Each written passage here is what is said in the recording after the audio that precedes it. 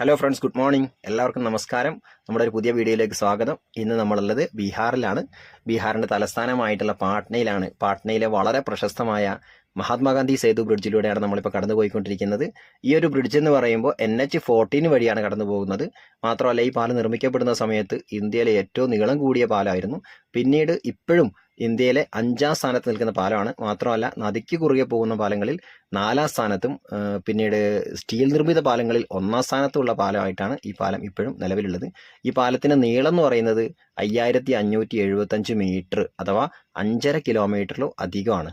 ബീഹാറിൻ്റെ തലസ്ഥാനമായിട്ടുള്ള പാട്നയെയും ഹാജിപൂർ സിറ്റിയെയും തമ്മിൽ ബന്ധിപ്പിക്കുന്ന ഈ പാലം 1969 സെൻട്രൽ ഗവൺമെൻറ് അപ്രൂവ്മെൻറ്റ് കൊടുക്കുന്നത്.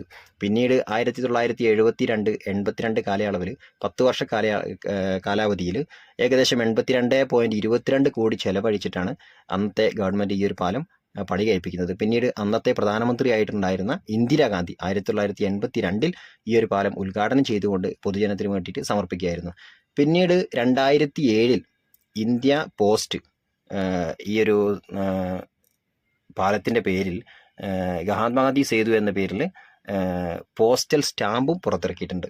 പിന്നീട് 2020-22 കാലയളവിലാണ് നമ്മൾ ഇന്ന് കാണുന്ന ഈ ഒരു രീതിയിലേക്ക് പാലം ഏകദേശം 67,000 മെട്രിക് ടൺ സ്റ്റീൽ ഉപയോഗിച്ചുകൊണ്ട് ഈ ഒരു രീതിയിലേക്ക് റീകൺസ്ട്രക്ട് ചെയ്തിട്ടുള്ളത്. നേരത്തെ ഇത് സ്റ്റീൽ പാലം അല്ലായിരുന്നു, സാധാ പ്ലെയിൻ ആയിട്ടുള്ള പാലമായിരുന്നു. പിന്നീടാണിത് 67,000 മെട്രിക് ടൺ സ്റ്റീൽ ഉപയോഗിച്ചുകൊണ്ട് ഈ ഒരു രീതിയിലേക്ക് റീകൺസ്ട്രക്ട് ചെയ്തിട്ടുള്ളത്.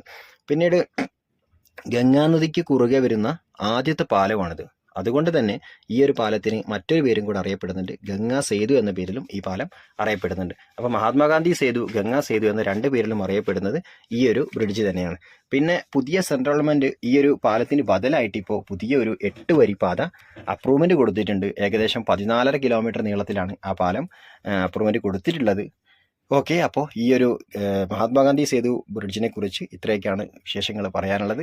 ഇനിയും ഇത്തരത്തിലുള്ള പുതിയ വിശേഷങ്ങൾ, ഇന്ത്യയിലെ സവിശേഷങ്ങളായ വിശേഷങ്ങളൊക്കെ അറിയാൻ വേണ്ടി ഈ ഒരു ചാനൽ സബ്സ്ക്രൈബ് ചെയ്യുക. നിങ്ങളുടെ അഭിപ്രായങ്ങളും നിർദ്ദേശങ്ങളൊക്കെ കമൻ്റായിട്ട് അറിയിക്കുക. Okay, thank you.